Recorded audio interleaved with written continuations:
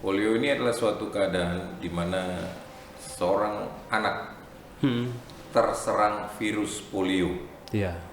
yang mengakibatkan anak tersebut mengalami lumpuh layu, tidak bisa bergerak.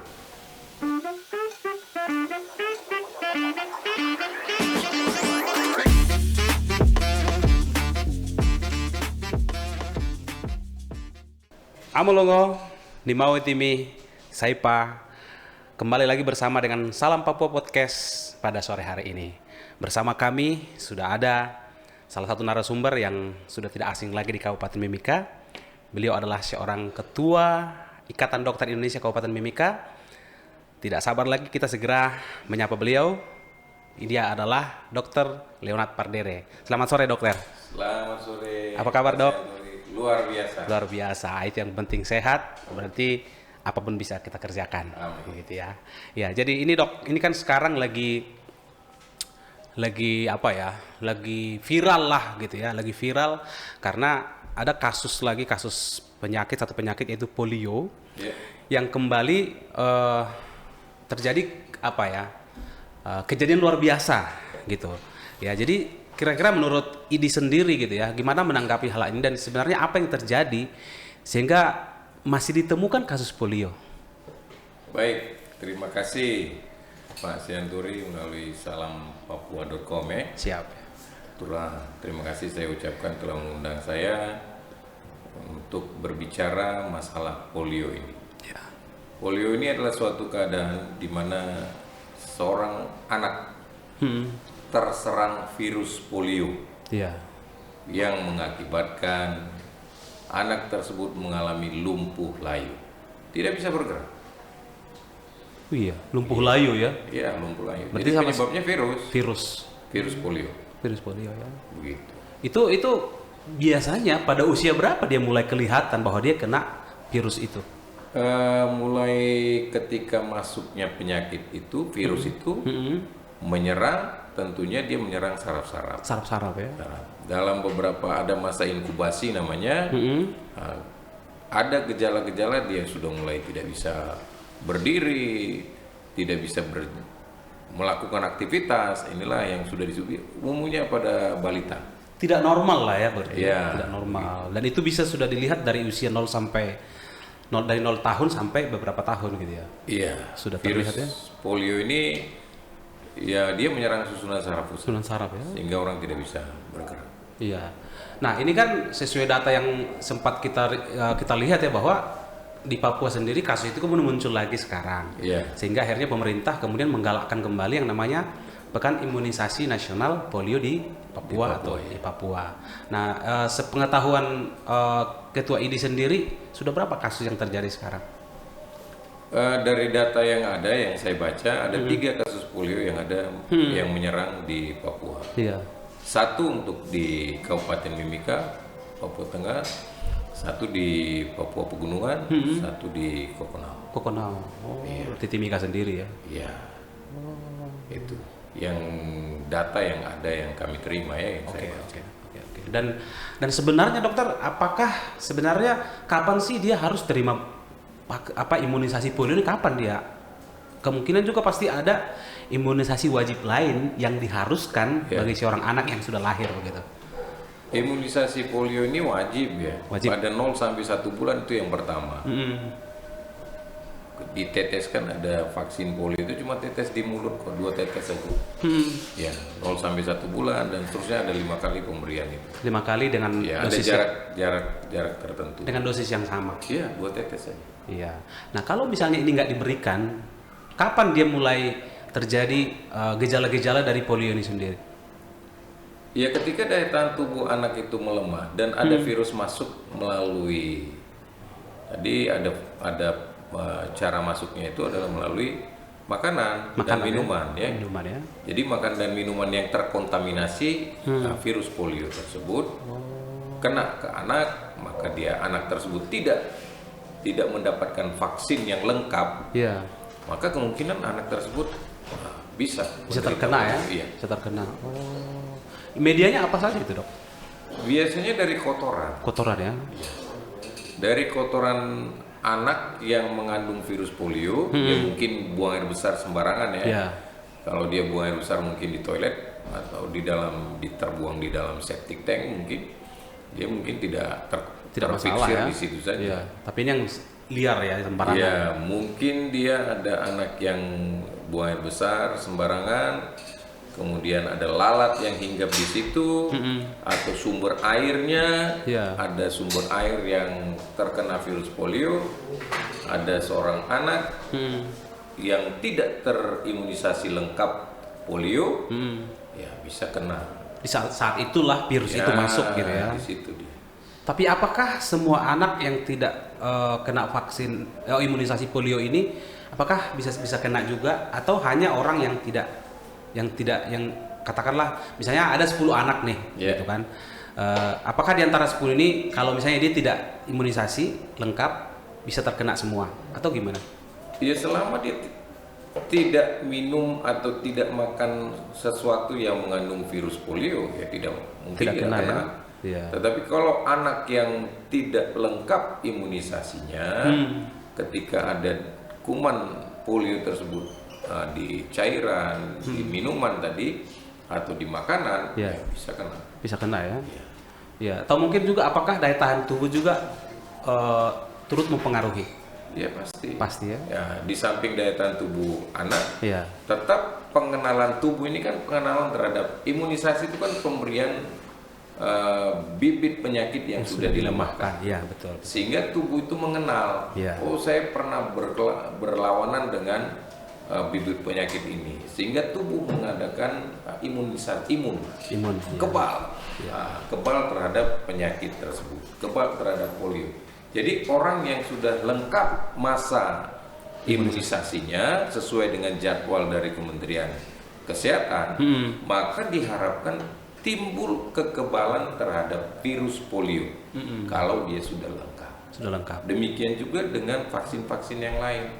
Jadi orang yang diberikan vaksinasi artinya tubuh orang tersebut diberikan kuman yang sudah dilemahkan, sehingga tubuh yang diberikan vaksin tersebut akan mengadakan perlawanan dan mengenal virus tersebut atau penyakit tersebut.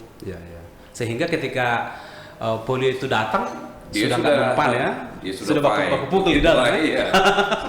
Virus juga baku pukul ya. Virus juga baku pukul. Nah dokter, selama ini dari pengalaman dokter sendiri ketika katakanlah menghadapi orang-orang tua atau pasien dia lah, anak-anak gitu kan, seperti apa kesadaran masyarakat khususnya di Mimika lah untuk membawa mereka untuk ikut imunisasi gitu. Iya, baik, terima kasih. Ini menjadi suatu tantangan buat kami yang praktisi kesehatan ya, di dinas kesehatan. Kami mesti lebih menggaungkan, lebih mensosialisasikan jenis-jenis vaksin yang akan diberikan. Terutama yang sekarang ini adalah polio ya. Jadi mungkin kami butuh tenaga-tenaga yang di luar dari kesehatan, seperti orang-orang yang tokoh lintas agama, kemudian tokoh masyarakat, tokoh-tokoh pemuda yang harus menggaungkan. Karena ini ketika virus ini sudah menginfeksi orang, dan kalau dia sampai lumpuh layu permanen, otomatis kan akan menjadi beban dan nggak bisa disembuhkan. Iya, dia akan menjadi kecacatan dan bisa berdampak ke sumber daya manusia kita di Papua ini. Betul. Ya, saya berharap ya lintas agama, tokoh masyarakat, tokoh pemuda ambil bagian untuk mempublikasikan bahwa penyakit-penyakit yang bisa dilawan dengan imunisasi, mari kita sama-sama memberitakan dan datang ke puskesmas, karena puskesmas fasilitas-fasilitas kesehatan pemerintah itu free, gratis untuk dapat imunisasi. Layanan itu ya? Iya, gratis. Layanan itu dari pemerintah. Oh ya dokter, selain polio ya, selain imunisasi polio, vaksin polio, apalagi yang harus diterima oleh seorang anak ketika dia sudah lahir begitu ya? Vaksin apalagi yang wajib hukumnya harus mereka terima gitu? Iya. Kalau dia lahir di puskesmas Iya.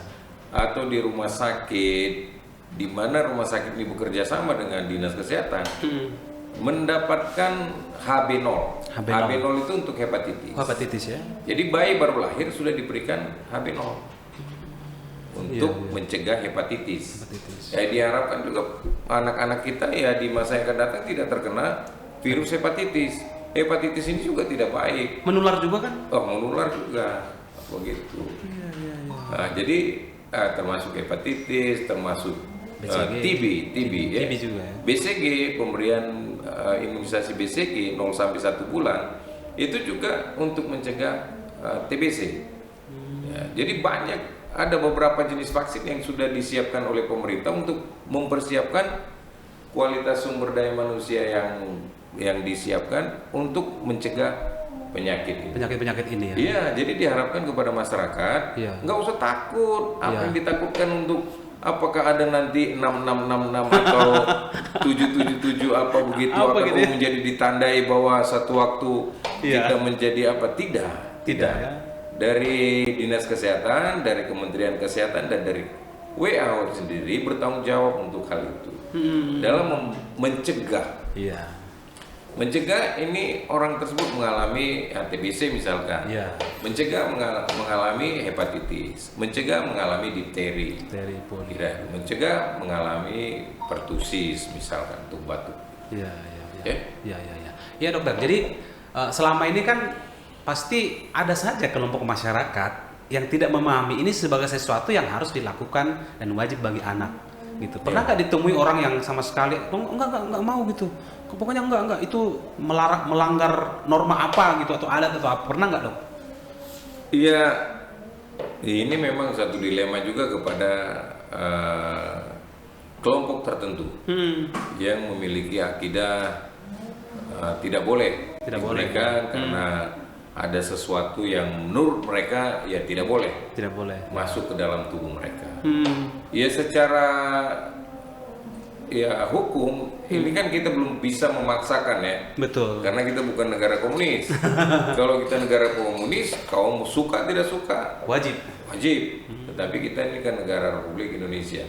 Hukum. Nah, jadi tidak ada pemaksaan untuk kalau orang tidak bersedia, kita tidak paksakan. Tetapi kalau misalkan ada sesuatu masalah yang diakibatkan oleh penyakit tersebut, ya tanggung sendiri akibatnya. Tetapi ya bisa berdampak kepada komunitas. Misalkan difteri. Ini kan kasus difteri juga ada ini. Lagi ada, betul. Nah, setelah diselidiki, setelah dicari tahu, ternyata tidak lengkap juga imunisasi DPT-nya. Jadi hal-hal seperti inilah yang perlu dicarikan akar masalahnya di mana. Betul. Kalau akar masalahnya adalah akidah, ya tentu kita butuh lintas agama tadi ya. Agama tadi yang harus tokoh agama yang menjelaskan, mengedukasi kira-kira apa manfaat dan mudaratnya kalau misalkan ini diberikan. Kalau diberikan bermanfaatkah untuk kemanusiaan? Kalau tidak diberikan, apakah dampaknya kepada komunitas? Justru kalau tidak diberikan berdampak kepada komunitas, menyebabkan komunitas itu menjadi tertular, otomatis kan tidak baik juga, tentu melanggar juga akidah. Kira-kira begitu. Tapi itu nanti tokoh agama yang harus menjelaskan itu. Kalau saya kan bukan ke arah sana ya. Maksudnya dari sisi medis. Dari sisi medis saya bicara. Nah, dok pernah nggak temukan orang gitu ya, yang mungkin sudah dewasa terus mengalami seperti tadi lumpuh layu, mungkin kedua kakinya atau salah satu kakinya yang mungkin dicurigai juga orang seperti itu yang tidak mendapatkan secara lengkap vaksin itu? Iya, bisa jadi ya. Karena ketika imunisasinya tidak lengkap, terinfeksi dengan virus polio, ya bisa jadi. Karena ini kan virus dia menyerang semua orang. Tapi ketika daya tahan tubuh orang tersebut masih kuat, ya masih kuat. Tapi ketika daya tahan tubuhnya, umumnya kan anak-anak yang belum kuat daya tahan tubuhnya. Di situ dia ya. Iya, di situ yang kena. Tapi terus dok, kembali lagi tadi soal media tertularnya polio ini. Ya. Kembali lagi ke masalah MCK berarti. Ya. Mandi cuci kakus. Ya. Nah, sejauh ini mungkin dokter pasti udah pernah berdalaman melihat Ya. hal-hal seperti ini. Gimana kondisinya, Dok? Ya saya pernah ke Kekwa ya. Kekwa ya. Saya melihat itu panjang sekali, toilet panjang. Dari pantai itu panjang sekali toilet semua. Oh gitu ya? Nah ya ada juga yang punya toilet Ya. ya, tetapi ada masyarakat yang masih buang air besar di pantai atau di daerah yang tersembunyi. Semak-semak ya? Ya diharapkan sih ya pemerintah daerah dan Kementerian Perumahan menurut ya, Daerah. yang berhubungan dengan urusan perumahan dan Ya. lingkungan hidup, Iya. ya tentu bisa mengambil bagian untuk mengedukasi dan mempersiapkan jamban untuk umum kan, untuk Ya. masyarakat kan, Ya, sehingga ini tidak terjadi hal-hal seperti ini. Ya. Buang kotoran di satu tempat di mana mengandung virus polio, dia bisa menginfeksi Terbang, ya. pada orang lain. Pakai lalat ya, lalat Ya, sebagai dari salah satunya. media ini kan pasti dari kotoran. Iya. Kotoran kena ke lalat hinggap di makanan dimakan anak misalkan tidak cuci tangan, kemudian ada sumber air, mungkin dia masuk ke dalam sumber air, masuk terus, karena misalkan kita menggunakan air tanah, air tanah ini Meresap, kalau ya? bisa meresap kan bisa saja terjadi. Betul. Dan memang virus ini juga kan sifatnya kan dia pasti mencari media untuk dia berkembang biak kan. Ya. Iya, Mencari tempat untuk dia supaya bisa hidup bertahan lama-lama sehingga dia bisa memperbanyak generasinya kan begitu ya. Bela diri dan seterusnya menyebabkan masalah buat ya inangnya kan. Sampai beranak cucu dan bertambah banyak. Kira-kira begitu. Iya. Terus dokter, ini kan tadi kembali soal kelengkapan dari imunisasi wajib ini, Iya. gitu ya. Apa yang harus dilakukan oleh biasanya nih dokter melakukan edukasi apa sehingga orang tua ini mau memberikan anaknya untuk diimunisasi ya. Baik, ini share pengalaman ya. Ketika Ya, saya jadi betul. kepala puskesmas di Sangtong Bulang, Kabupaten Bulang Mondo, Provinsi Sulawesi Utara. Wih jauh. Ya, 3 tahun saya di daerah terpencil. Oke. Yang ada listriknya cuma 8 jam saja satu hari. Oke. Jadi sebagai kepala puskesmas kami melakukan kerjasama dengan perangkat desa Oke. pada saat itu, dan ada bidan desa juga ditempatkan di pustu-pustu. Sebelum dilakukan imunisasi, ini kan bidan-bidan datang ke kunjungan rumah, Ya. mendata mana anak-anak yang harus diberikan imunisasi. Iya. Ya, saya berharap pemerintah Kabupaten Mimika juga melakukan hal yang sama. Dan saya tahu pemerintah daerah dinas kesehatan itu juga melakukan jemput bola. Sudah melakukan ya? Sudah melakukan itu dan melihat data-data ini. Iya. Nah, tentu butuh publikasi dari tokoh lintas agama tadi dan tokoh masyarakat mempublikasikan di gereja, di masjid supaya mereka mau membawa anaknya. Padahal ini gratis, posyandu kan ada. Betul. Di puskesmas itu selalu ada. Kemudian tempat timbang-timbang anak, pemberian makanan tambahan dan seterusnya. Di situ kan tempat untuk dilakukan imunisasi. Betul. Seperti saya di gereja GKI Salma Musa, Iya. sudah bekerja sama dengan dinas kesehatan melalui puskesmas Pasar Sentral. Oh. Jadi setiap hari Sabtu Iya. itu ada setiap Sabtu sekali sebulan ya, mereka datang Oke. untuk menjumpai warga di gereja GKI Salma Musa. Nah, jadi di situ kita umumkan akan ada posyandu tanggal sekian, silakan yang mempunyai, bahkan bukan cuma posyandu, Iya. usia lanjut juga kita layani. Jadi itu yang harus dikerjakan, yang ya tenaga-tenaga kesehatan di pustu, di Polindes, sampai ke pelosok lah, ke pesisir sampai ke pegunungan. Iya. Ya diharapkan ini sosialisasinya jalan. Harus jalan ya. Nah, kemudian ya vaksin juga ditempatkan pada tempatnya di mana suhunya sesuai dengan standar. Jangan sampai vaksinnya rusak. Oh iya betul. Itu kan pasti ada jangka waktunya ya. Atau gimana dok? Iya, kalau disimpan di dalam chamber yang sesuai dengan suhunya, ya tentu ada masa berlakunya. Oke. Dan ada warna daripada indikator Oke. daripada vaksin itu masih bisa layak pakai atau tidak. Oh. Ya. Pasti kan orang yang menyimpan itu udah tahu ya. Saya Iya. dokter kan mereka sudah tahu. Oh warnanya kalau sudah begini berarti udah nggak bisa. Ya, itu ada juru imunisasi. Imunisasi ya. Juru imunisasi ini ikut pelatihan, Mm-mm. ikut pelatihan untuk mengenai vaksin. Kira-kira. Jadi mereka sudah tahu apa-apa yang mau dilakukan ya, Iya. apakah terkait penyimpanan tadi vaksinnya, Vaksinnya, iya. atau mungkin bagaimana cara supaya vaksin ini tetap aman gitu kan, pas sudah Iya. sudah tahu. Iya. Nah dokter, ini kan seperti tadi dokter sampaikan bahwa perlunya peran tokoh lintas agama, tokoh masyarakat lah begitu ya, supaya pesan ini tersampaikan. Iya. Nah, apakah perlu juga tokoh-tokoh ini misalnya diedukasi dulu deh gitu supaya mereka tahu cara menyampaikan yang benar kan begitu ya? Betul. Ah. Dia memang harus ada komunikasi, Iya.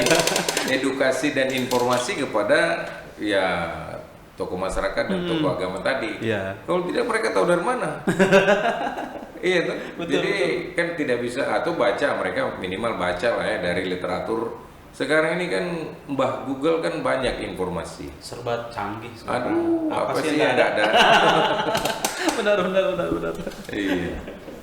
Iya. Terus dok, terkait tadi masalah orang tua, ada yang saya enggan untuk mengimunisasi anaknya gitu ya. Katakanlah misalnya dokter sudah ketemu ini, saya pokoknya kuku tidak mau misalnya mengimunisasi anaknya. Kira-kira pendekatan apa yang harus dokter lakukan terhadap orang ini? Kalau saya Iya. saya akan menjelaskan dampak Kalau baik dan iya. buruknya kalau Iya. diimunisasi. Iya. Jadi ada nilai plusnya, ada nilai minusnya. Kalau tidak diberikan imunisasi, Iya. Apa dampaknya? apa dampaknya kepada anak tersebut? Betul. Kalau diberikan imunisasi, apa dampaknya? Nah, kemudian kalau dia terinfeksi, ada kuman, dia kena, akibatnya dia menjadi orang yang pembawa virus tersebut, dan dia bisa menularkan kepada orang lain. Kalau kita menularkan yang baik, itu kan rezeki ya, berkah namanya. Betul. Tapi ini Tapi kalau kita menularkan penyakit, itu petaka itu. bagaimana? Iya. Artinya kan kita bisa menimbang, menimbang buat kita, kira-kira kita ini menjadi barokah atau menjadi malapetaka buat orang lain. Maunya jadi warokan dong. Maunya kita kan seperti itu. Betul. Nah, maka masyarakat, ya saya sebagai ketua ID cabang Timika dan saya konsultan obstetrik ginekologi sosial. Oke. Untuk dampak-dampak masalah sosial di bidang masyarakat termasuk kesehatan reproduksi. Saya prihatin untuk hal seperti ini. Iya. Karena apa? Ini harusnya tidak terjadi di Indonesia, di mana kita sudah merdeka berapa lama dan imunisasi ini tetap ada, Iya. bukan tidak dijalankan.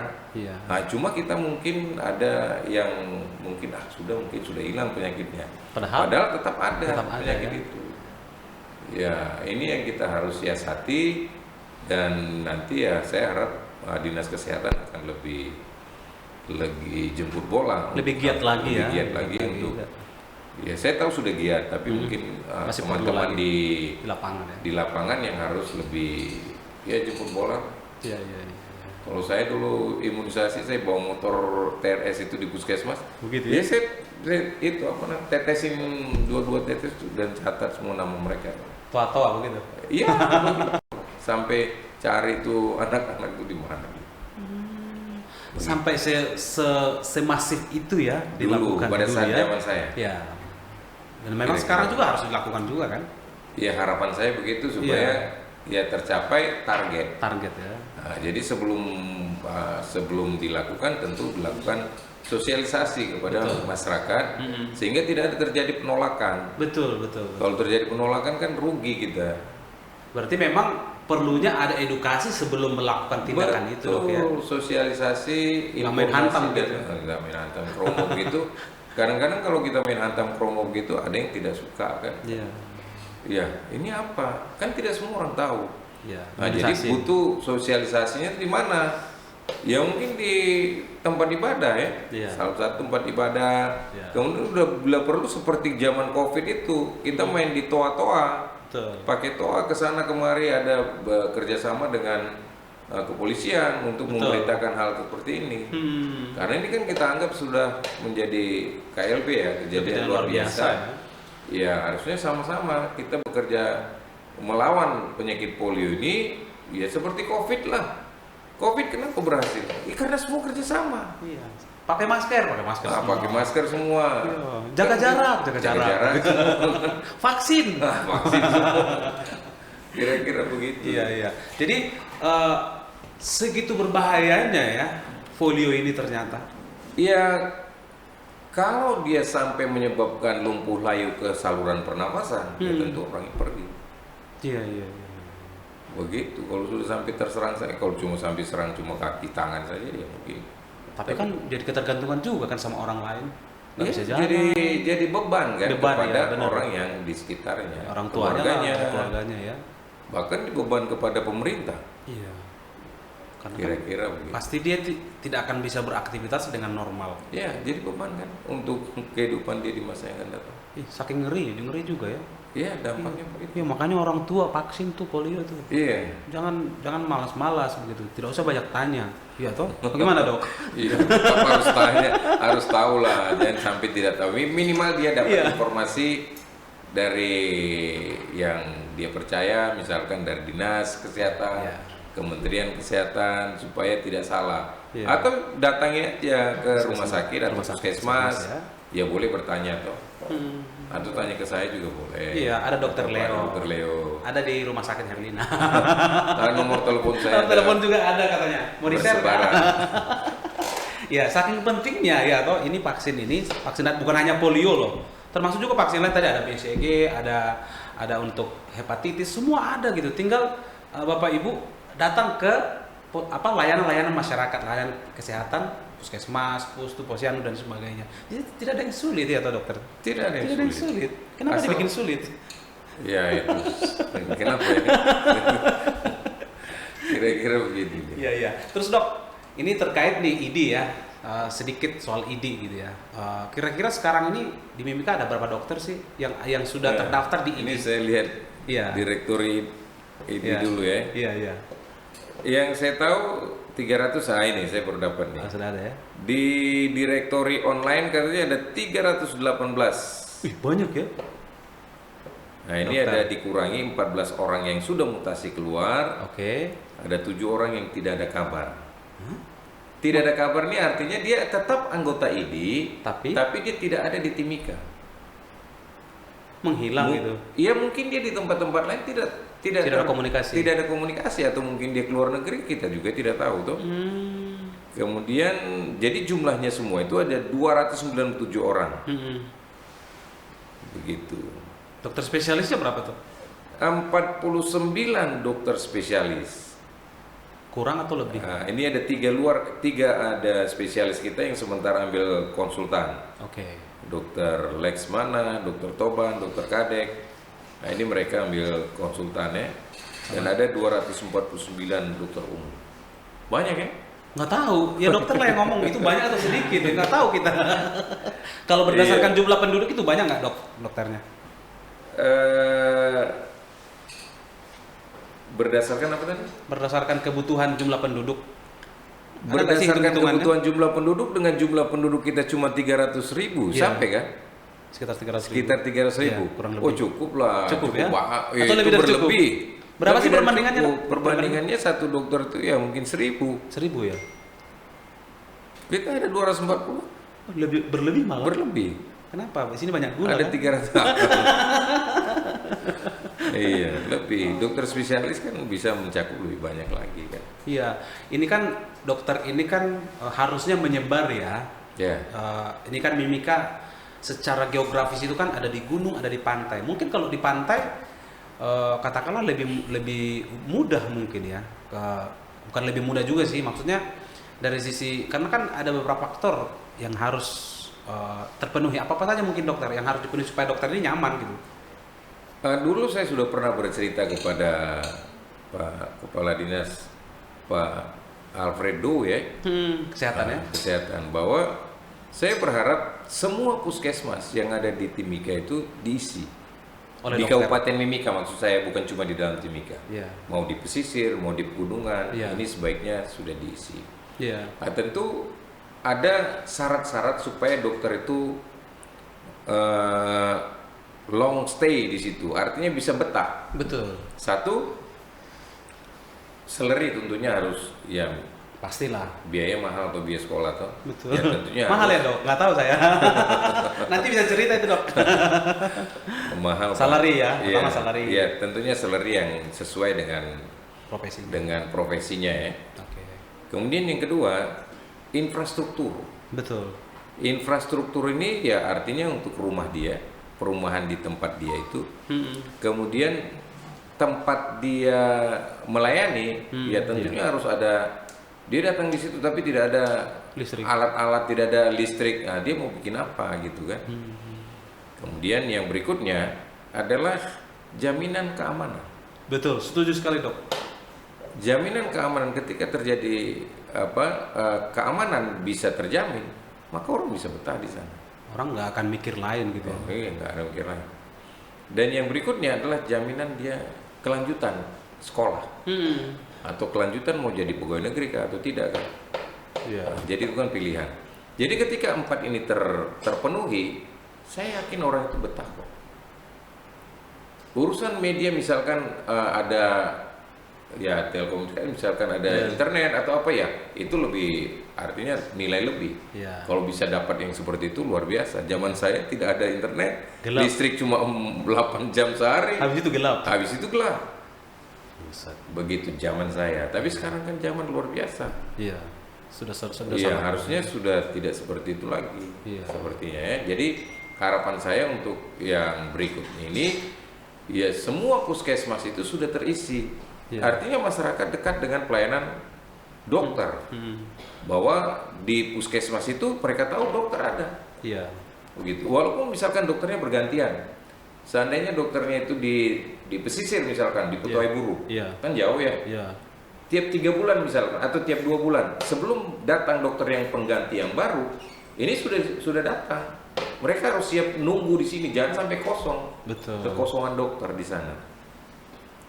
Jadi hal seperti ini diharapkan bisa mengisi tempat-tempat di mana kosong. Jangan numpuk di puskesmas Timika sampai 20 dokternya misalkan. Di SP2 misalkan 20 kan mubazir sebenarnya 20 dokter. Itu terjadi ya dok? Saya tidak tahu. Dokter takut misal. Ini kan permisalan. Ini contoh ya, gitu ya. Contoh.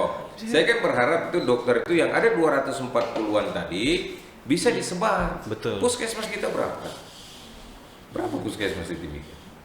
Di Tiga. Ya katakanlah ini kan ada 18 distrik ya. Iya. Harusnya 18. Harusnya 18 distrik. Iya. 18 puskesmas. 18. Tapi saya rasa belum sampai 18. Katakanlah kalau dalam 1 tahun itu kan 12 bulan. Iya. Tadi seperti dokter bilang seperti 3 bulan rollingnya. Iya. Kan berarti bisa didaftarkan 4 orang kan. Betul. Masih sisa banyak. Jadi ya harapan saya seperti itu. Terus dok, tadi kan dokter bilang dari sekian itu, dari 200 sekian itu kan dokter spesialisnya 49 ya, Iya. dari data yang ada di ini. Apa itu kurang atau lebih atau gimana? Oh, sudah cukup banyak. Lebih dari Ya, cukup. tapi harus dipikirkan ya spesialis-spesialis Yang dibutuhkan yang ya? dibutuhkan ya misalkan jantung. Kita butuh jantung nih. Belum ada. Ada jantung, cuma jantung intervensi kan kita belum ada. Oh, yang bagaimana itu dok? Jantung intervensi itu misalkan untuk kateterisasi. Ya kan ada beberapa tokoh masyarakat kita yang pergi tiba-tiba kita tidak tahu penyebabnya apa. Kemungkinan besar adalah penyakit jantung. Ya. Jadi ketika ini terdeteksi dengan baik, Ya. maka mungkin bisa dilakukan kateterisasi. Kateterisasi itu apa sih dok? Kateterisasi itu ya dicek apakah ada terjadi penyumbatan pembuluh darah jantung. Oke. Ketika terjadi penyumbatan pembuluh darah jantung, apakah bisa dilakukan pemasangan ring, ataukah harus operasi bypass namanya? Tindakan-tindakan medis lah ya. Tindakan-tindakan medis yang intervensi lah namanya. Betul. Artinya seperti itu. Atau misalkan penyakit gula. Iya. Gula ini kan dampaknya dari ujung kepala sampai ujung kaki, komplikasinya. Komplikasinya. Kalau sudah sampai ke ginjal, Habis lah. harus cuci darah. Cuci darah. Dan itu kan butuh konsultan ginjal tentunya. Iya. Belum ada sekarang. Konsultan ginjal belum ada, Belum ada. tapi untuk alat cuci darah ada. Sudah ada ya. Begitu. Kira-kira begitu. Ya, laparoskopi untuk melihat untuk operasi-operasi yang minimal invasif sudah ada, tetapi Sudah ada ya. belum diberdayakan dengan baik. Segitu pentingnya ya bahwa jadi gini dok, dokter ini kan menjadi apa ya, jadi pimpinan di salah satu puskesmas gitu ya. Dia yang akan memanage puskesmas inilah sedemikian rupa sehingga semua lain ini berfungsi. Gitu. Kalau misalnya dokternya tidak ada di puskesmas, apa yang terjadi, Dok? Ya tentu ketimpangan ya. Ketimpangan ya. Iya, sama seperti misalkan rumah sakit. Tanpa dokter kan tidak mungkin rumah sakit itu jalan. Kalau di puskesmas, tanpa dokter, berarti ada yang melayani. Siapa yang melayani? Menurut Pak Sianturi siapa yang melayani? Ya berarti yang di bawahnya kan nggak bisa melakukan semua tindakan, ya. Yang harusnya kan dokter yang melayani. Karena dia mendiagnosa ya. Tetapi karena Apople buat tak ada tidak ada rotan akar menjadi gitu ya. Jadi kan ada perawat, ada bidan yang sudah ikut pelatihan mungkin. Ya misalkan untuk persalinan kalau bidan kan sudah oke ya. Saya bisa yang normal menjamin ya, yang normal. Tetapi untuk lain-lain misalkan penyakit paru, ISPA, penyakit lain yang harusnya dokter yang periksa gitu. Ya, harus dokter harusnya, memang bagiannya dokter di situ. Iya, kalau terjadi komplikasi dalam persalinan kan tetap dokter juga. Harus dokter khusus lagi. Harus penanggung jawabnya dokter. Dokter Leo nih. ahli opsin kan, iya kan? Ya. Iya. Memang spesialisasinya sudah di situ ya, nggak mungkin dokter bedah ke situ kan, tapi kerjasama mungkin dia, gitu ya. Iya. Jadi untuk kasus-kasus misalkan yang di pesisir, misalkan mereka telepon saya komunikasi. Saya terima konsultasi juga dari teman-teman di pesisir juga. Itu gratis ya, Dok? Gratis. Iya, tidak bayar. Oh gitu ya. Saya kan sudah. Masalahnya konsultan ini kan sekolah juga, Dok. Iya, saya dapat gratis dari Tuhan. Oh gitu ya. Iya, karena saya ini kan minta maaf nih, saya mesti bercerita sedikit bahwa saya bukan dari keluarga dokter. Saya ini dipaksa mama saya untuk jadi dokter. Kok bisa? Ya bisa. Kenapa dulu ada pemaksaan ya? Pemaksaan dulu. Karena harus gitu ya? Iya, anak kan turut orang tua toh, dengar-dengaran. Jadi ikut, padahal saya kan tidak suka dulu. Tapi ikut ujiannya lulus di situ. Terus diusu gitu ya? Terus diusu. Ya sudah, terimalah dengan senang hati, terima nasib katanya. Ya sudah, dan seterusnya begitulah. Sampai hari ini ya? Sampai hari ini, jadi saya pikir, dan saya juga kan bukan keluarga dokter, ambil spesialis juga tidak gampang. Betul. Ya itu terima nasib juga. Begitu ya? Iya, jadi karena saya diberikan kesempatan untuk ambil spesialis, bukan karena kekuat dan hebatnya uang saya dan kuat dan hebatnya otak saya tidak punya uang. Dari mana uang saya? Terus dari mana, Dok? Beasiswa? Saya tidak tahu, tidak ada beasiswa. Saya kan dulu pegawai negeri. Nah, pegawai negeri, kemudian ambil spesialis itu ya biaya sendiri. Nah, Tuhan sediakan begitu lah. Ya Tuhan sediakan, makanya saya bilang saya produk yang ya belas kasihan Tuhan. Makanya kalau ada konsultasi tidak pernah saya minta misalnya dari kampung sana kasih tahu, Dok begini terima. Halo dokter, katanya. Iya, bagaimana? Saya mau tanya begini. Jangan dulu, bicara dulu soal honor. Mampus. Dok, terkait tadi soal pemaksaan. Saya terpikir nih, bagaimana kalau misalnya orang-orang yang tidak mau tadi memvaksinkan anaknya dipaksa gitu, boleh nggak? Ya di negeri ini nggak boleh. Nggak boleh ya. Kenapa, Dok? Kan untuk kebaikan. Ya kita bukan negara komunis. Gitu ya. Kalau kita negara komunis kita bisa paksa. Tapi kita negara demokrasi bisa memberikan hak orang untuk memilih yang terbaik buat dia. Tetapi kan dia akan berpikir ketika kita berikan masukan, kasih edukasi yang baik. Ya dengan sedikit maksa tentunya. Berarti paksa lagi nih. Ya, artinya mengedukasi secara benar, kemudian dipaksa sedikit, artinya keputusan dari dia. Dipaksa lewat edukasi. Dipaksa lewat edukasi. Sama seperti kemarin misalkan, ada seorang ibu, ketika saya USG dia ketubannya sudah habis. Kemudian saya tawarkan untuk, ya ibu maunya gimana? Kalau mau dicoba dirangsang, artinya akan bisa berdampak kepada si bayi. Akan mengakibatkan gawat janin. Nah, kemudian dia bilang saya coba mau rangsang dulu. Oke, besok datang. Tapi saya kasih tahu, denyut jantung bayi yang normal itu 120 sampai 160. Di bawah 120 berarti ada masalah. 160 berarti ada masalah. Sebelum dilakukan induksi atau dirangsang, saya suruh bidan saya rekam denyut jantungnya. Denyut jantung 110. Saya bicara ke ibunya. Ibu sekarang pilih. Iya. Kalau kita rangsang, potensi bayinya tidak sehat. Betul. Apakah ibu Mau memilih itu? Iya. Ini kan pemaksaan sebenarnya. Pemaksaan secara medis. Yang kita beritakan bahwa ini akibatnya. Ya sama seperti vaksin tadi. Sama seperti polio ini ya. Sama seperti polio tadi. Iya. Kalau ibu tidak memberikan anak itu divaksin, satu waktu dia terinfeksi dengan virus polio, dia terkena. Menyesal. Iya, menyesal di kemudian hari. Betul. Jangan sampai menyesal. Jangan sampai menyesal. Biasanya kan menyesal di belakangan itu. Penyesalan selalu datang terlambat. Kalau di depan apa? DP ya. Begitu ya. Jadi segitu pentingnya ini Bapak Ibu yang punya anak nih, terutama yang masih bayi, ayo datangi dong posyandu atau rumah sakit atau di manalah tempat Bapak Ibu nyaman gitu kan. Karena ini terkait dengan generasi kita, generasi masa depan kita. Benar ya, Dok ya? Betul. Dalam mempersiapkan sumber daya manusia yang handal di masa yang akan datang, ya imunisasi itu harus lengkap. Imunisasi itu tidak menyebabkan orang terdata bahwa dia ini nanti dia ada apa namanya itu yang garis-garis tanda-tanda gitu ya? Tanda-tanda tidak ada. Itu tidak ada. Itu pasti ada orang yang coba mengarang cerita. Iya. Sehingga itu karang cerita. Oke. Kira-kira begitu. Jadi ibu-ibu, bapak-bapak, silakan bawa anaknya vaksinasi ke puskesmas. Cuma informasi yang saya dapat sekarang bahwa ketersediaan vaksinnya ini minimal pula. Minimal ya?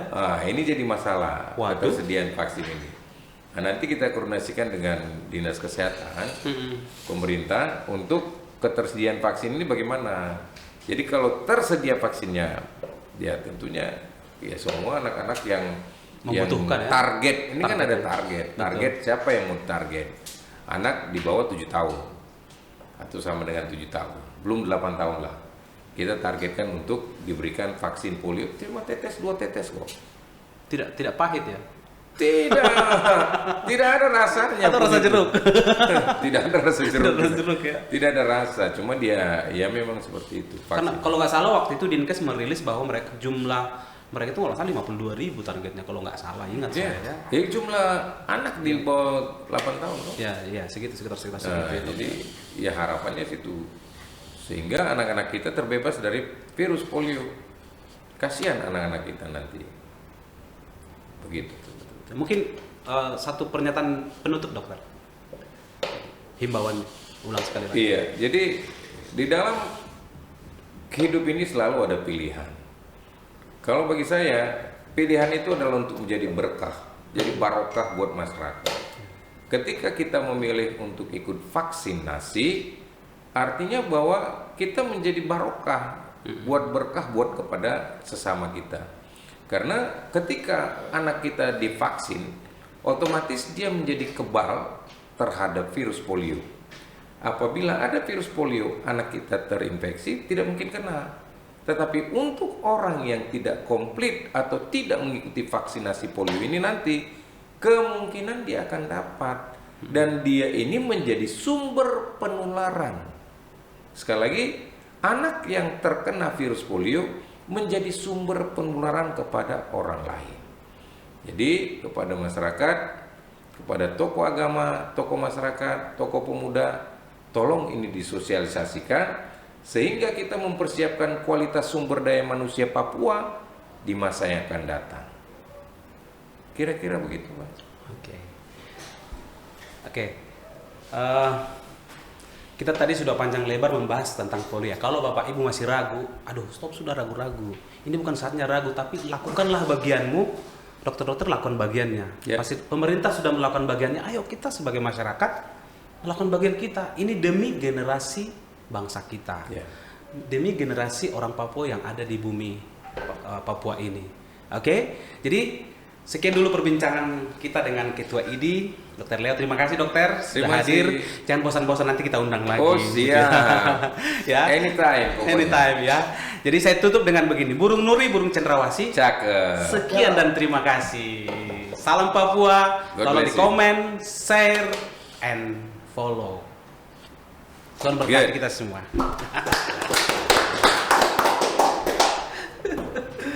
Aduh, luar biasa. Sip.